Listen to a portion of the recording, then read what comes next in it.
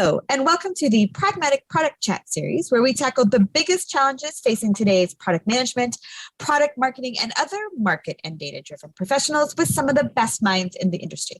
I am Rebecca Kalogeris, Vice President of Marketing and Product Strategy at Pragmatic Institute, and your host for this episode. Today, I'm extremely excited because we are going to talk to Diane Pierson, Pragmatic Institute instructor and market strategist, about what she calls moving beyond the persona, listening to innovate. Welcome, Diane.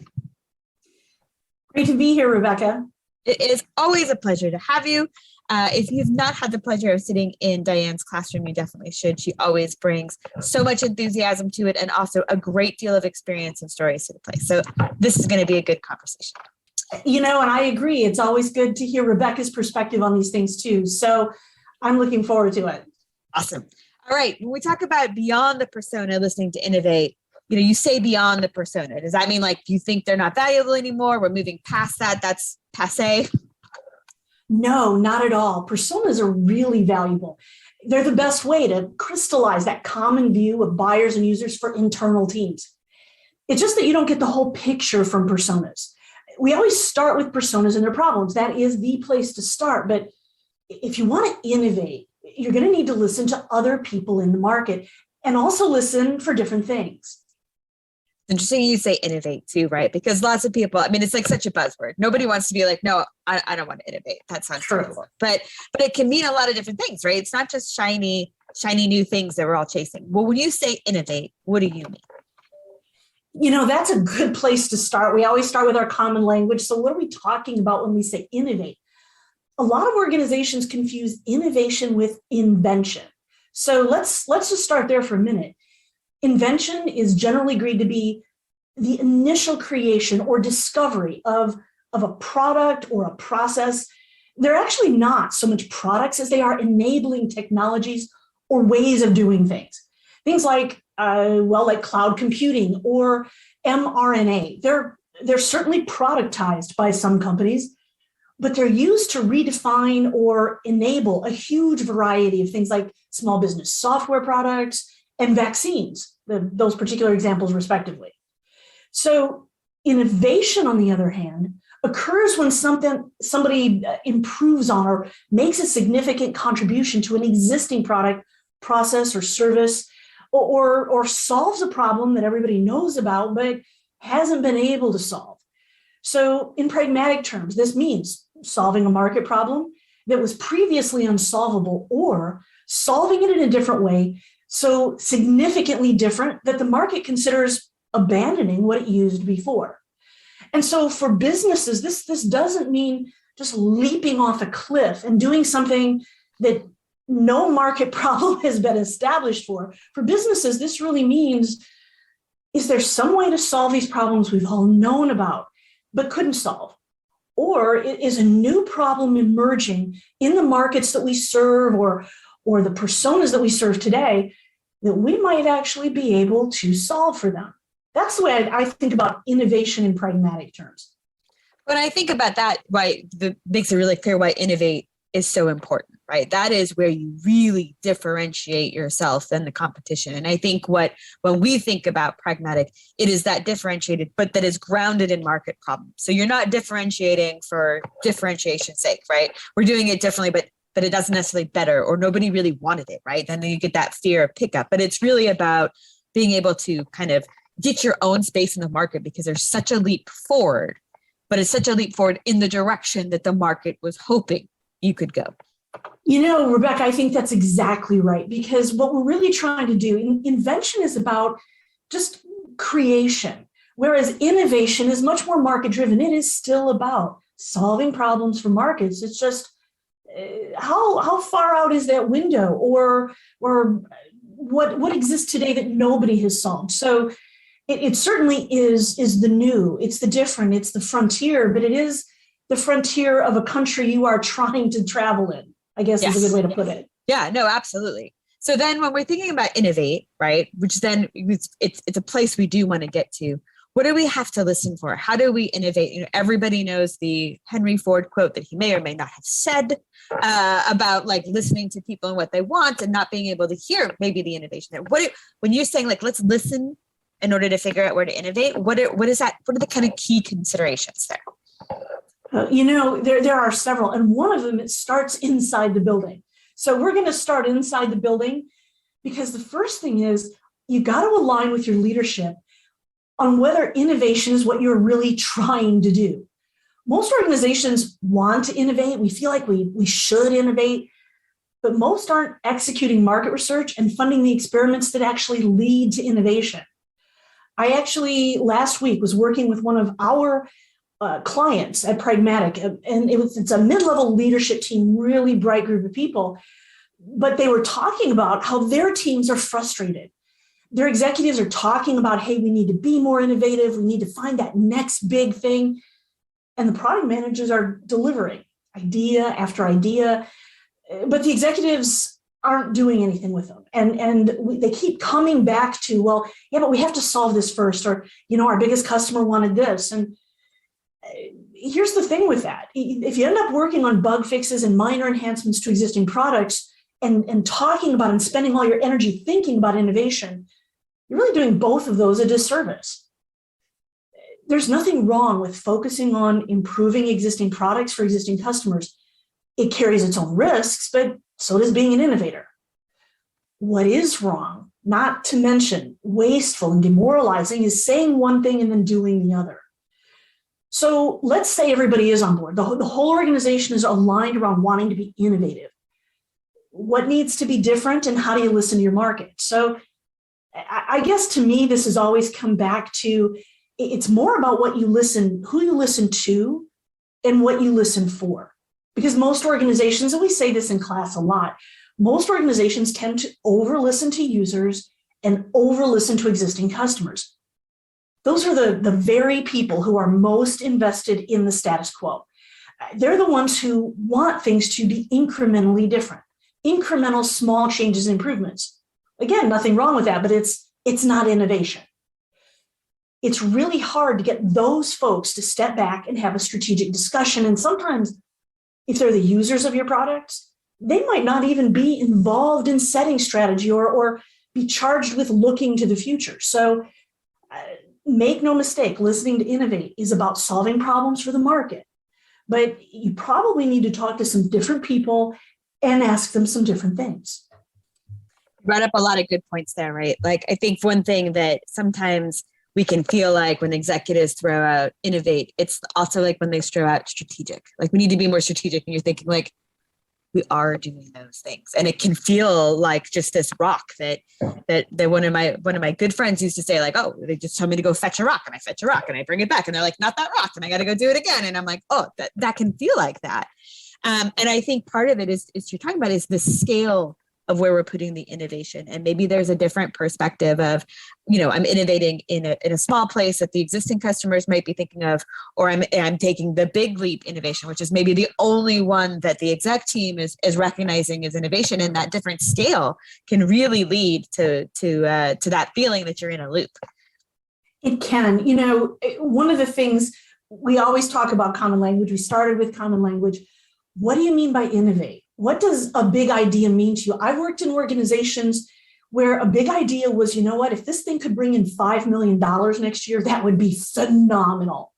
I've also worked in organizations where our CFO has spoken at leadership meetings and said, big ideas for our company at this time are going to be those things that bring in $50 million or more. Yep. But, just that definition helps. And then that focus on certain markets or certain regions or certain types of products like software or hardware or solutions, creating that focus, that strategic alignment on where are we pointing that energy and what do we mean by a big idea, that alone is going to help everybody do a better job. It's not constricting, it's actually enabling. I used to call it putting your thumb over the garden hose. You're not trying to spray everything because you don't have the resources to do that, but you do want to spend a lot of time and effort and probably money and resources in a certain area if you want to be innovative. So you got to figure out what that's going to be. Absolutely. So let's assume that we're thinking, the mid to large, right? And then if we're talking about that in innovation, then as you said, the users of our existing products, that's not the perspective they bring. So who should we be listening to? Talk to the people who are looking ahead. So beyond the users and to the leaders of those organizations and functions. So for example, you might sell products. I'm going to talk about law firms, I guess, because that's a market that I used to deal with a lot. So if you think about that, the users of our products were associates and paralegals and legal assistants, really valuable to understand existing products. But to innovate, we needed to speak to managing partners, the heads of their IT departments, and the marketers for the law firm. So in some ways, these are actually, of course, still personas, but they're probably not the users, and they might not even be the buyers.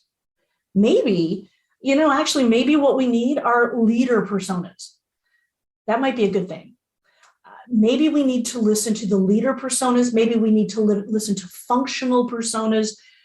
There might be people who aren't involved in today's conversations that when you're innovating, you need to build personas on. So it's, when you say beyond the persona, it's not beyond the idea of personas as much as beyond the idea of it's beyond your existing personas, the user personas, the buyer personas that are really close to your ecosystem and thinking further ahead. Exactly right. Great. All right. So we're going to talk to these expanded persona groups. What am I going to talk about? What am I listening for when I talk to these people? Well, it goes back to that same idea of the personas and what view they have, what focus they have.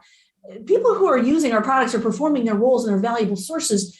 But if you're talking to these leaders, we are going to ask different questions. So we want to talk about changes, new directions, new concerns. So we're going to ask these leaders leading questions.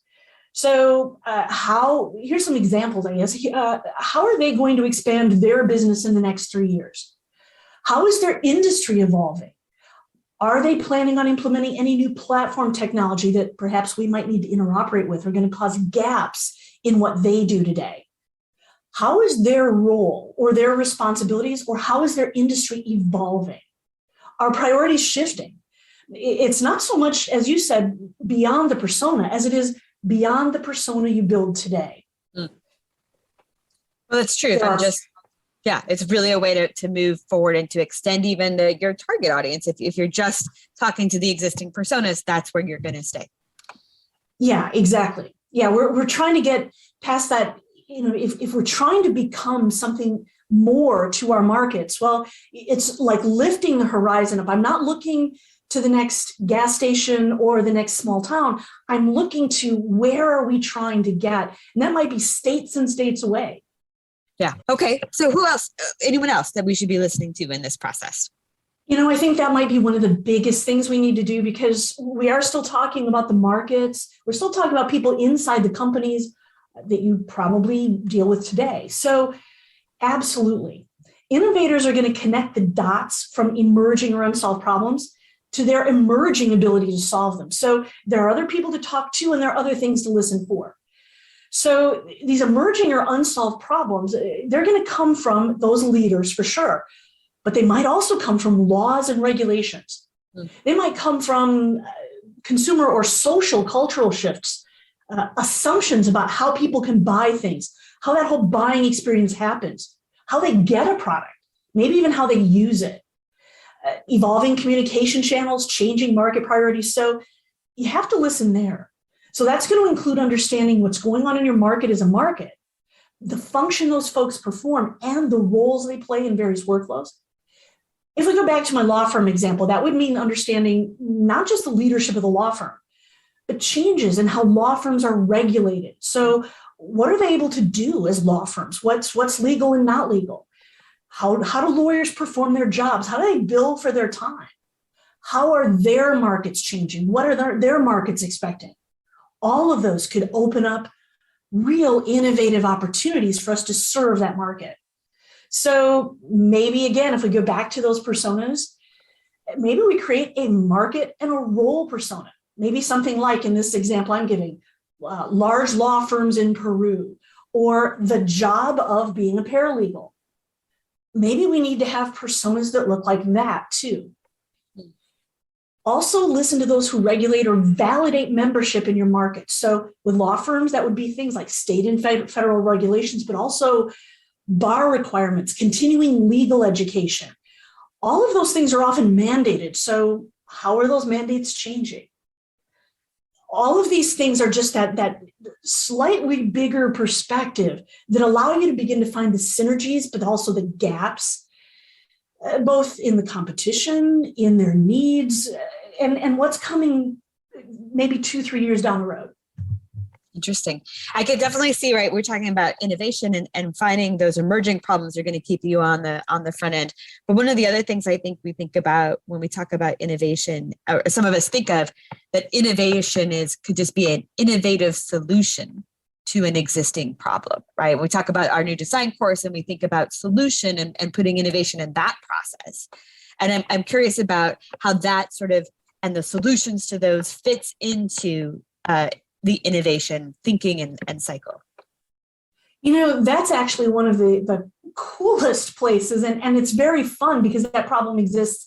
It's often one of the easiest things to get leadership buy-in for and funding for too, because the problem exists. It's not going to exist, where, let's face it, 2 years down the road, things could be really different, particularly in the times we're living in today, but that's always true.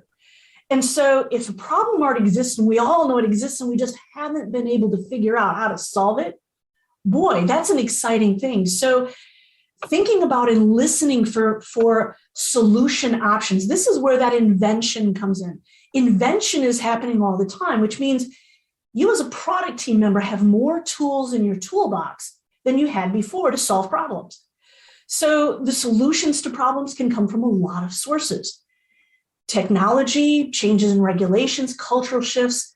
So you don't need to be, as a product team member, you don't have to be an IT expert, a pricing expert, or even a marketing expert, but you do need to know what's coming, what tools are being built in those areas that might help you solve your market's problems better. Early in my career, I remember spending a lot of brain cells, we all did, on how can we build this kind of software for this kind of market. Usually it was something like a really small market, solo law practitioners, that one lawyer who hangs out a shingle in a town, and we know they need things, but we couldn't figure out how to solve them at a price they could pay. Well, cloud computing made that possible. All of a sudden, solo law firms, authors, small businesses, consultants, there's all sorts of software available for them that 15 years ago, you just couldn't have done. So innovators are also, though, going to look beyond that technology. The technology is a really good thing to look at, but we can also tend to over-focus there. Sometimes the very best innovation comes with new pricing or new delivery models. This is also exciting because you might not have to build anything to disrupt a market. Some seriously big companies and entire industries have been disrupted because innovators saw the market and they figured out what they were ready to do in terms of buying, paying, receiving, and using the very same product they were using today. If you think about it, one of my favorite examples, I always use this in class, is Netflix and Blockbuster. And we talk about them a lot, but there were a lot of things Netflix did to solve problems that Blockbuster didn't. But initially, Netflix disrupted Blockbuster, ended them by selling the exact same product. So the product was the same. At the time they started, it wasn't streaming. It was discs, first DVDs, then Blu-rays. They sold the exact same product, but they priced it differently and they delivered it differently. There are B2B examples of this too. Slack. What Slack did was they offered a freemium product to individuals who worked in groups at big companies. Now, you think about that, well, those people aren't going to make the decisions, but more and more of them started using Slack, and they went to their leadership and said, hey, look, we're all using this, but we're getting to the point where we need more than the freemium model. It was genius what they did. They had competition trying to sell from the top down. They went to the bottom, if you will. They went to the actual users. They marketed differently. They had a different format, and it was so exciting because they are hugely successful because of that.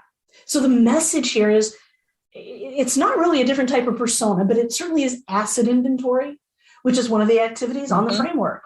This is why asset inventory is so important to a product team. We often think, what a pain, why do that?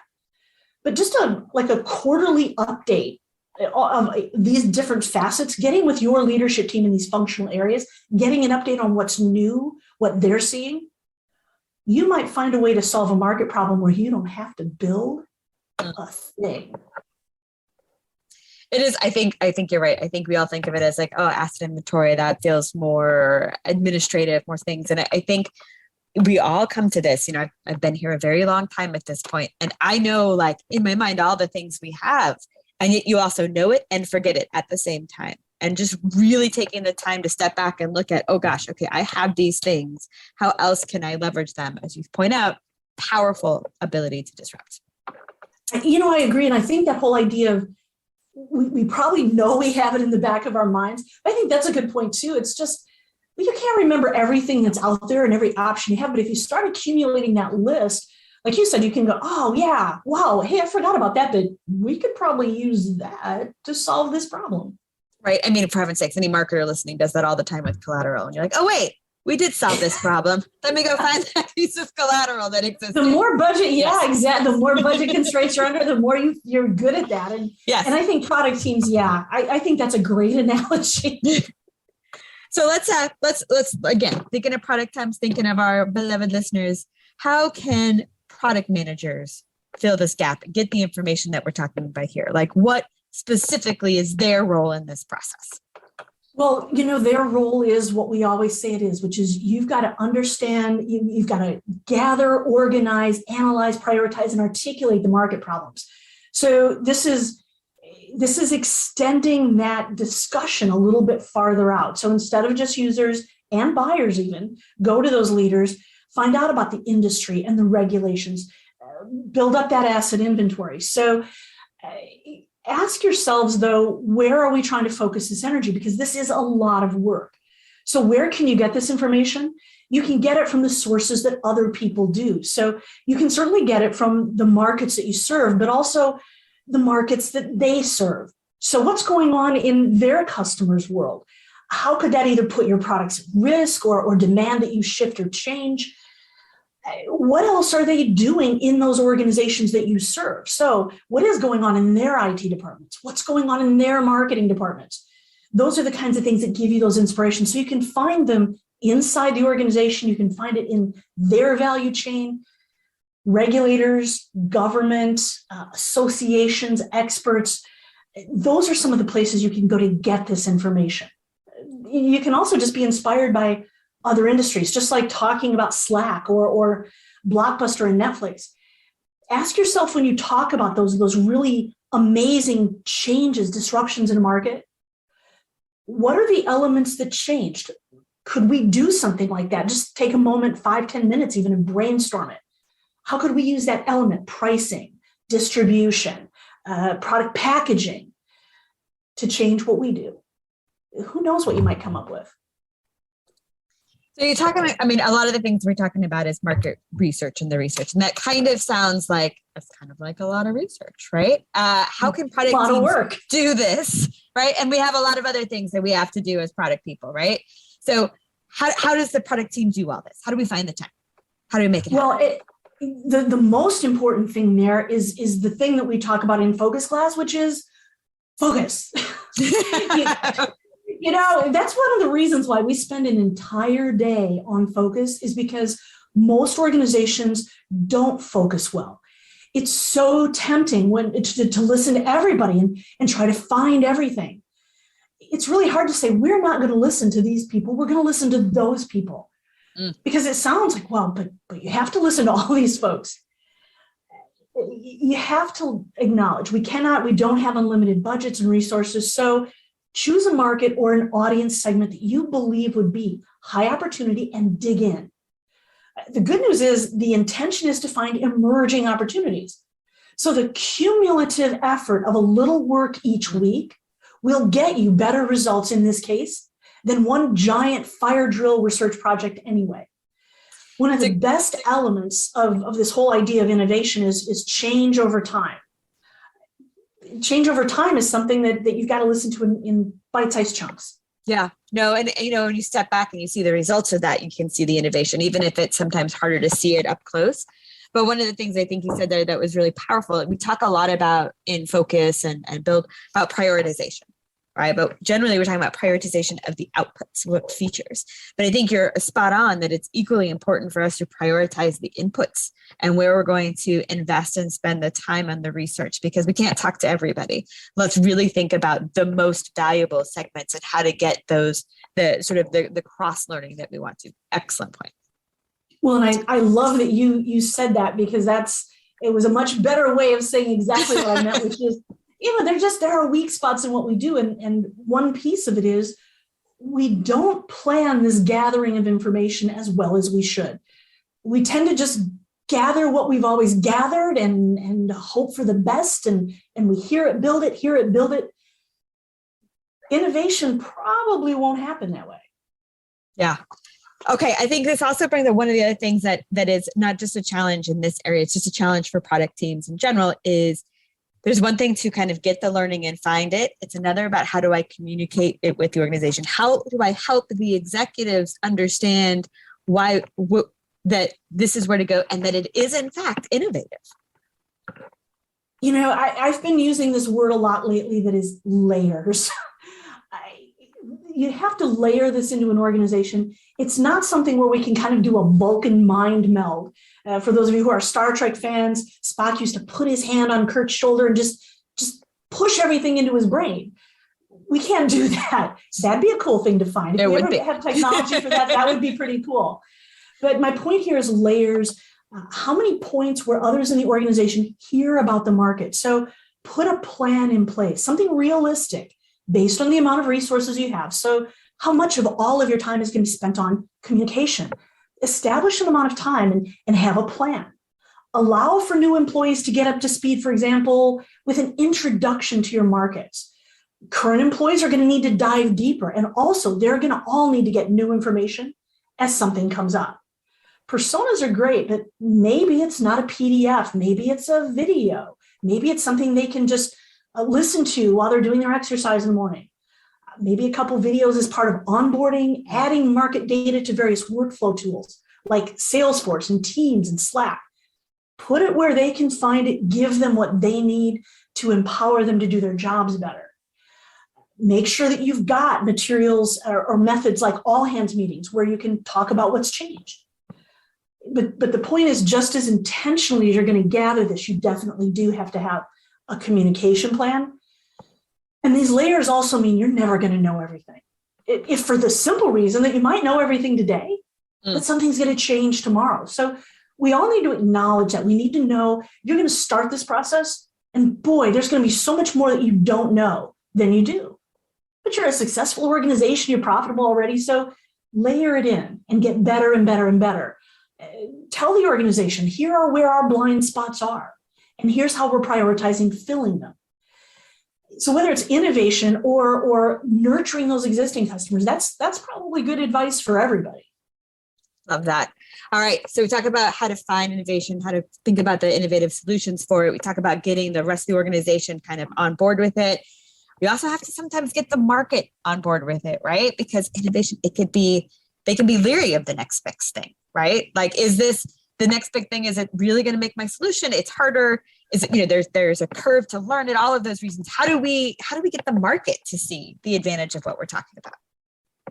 That's a great question, because sometimes we get really excited about this and we start to build. So always remember, we always have to pull innovation, even disruptive innovation, back to the point that we have to have some knowledge that the innovation is possible. And innovation doesn't mean just building it. It means the market will adopt it and love it. So you've got to set internal owners' expectations that this is going to take longer.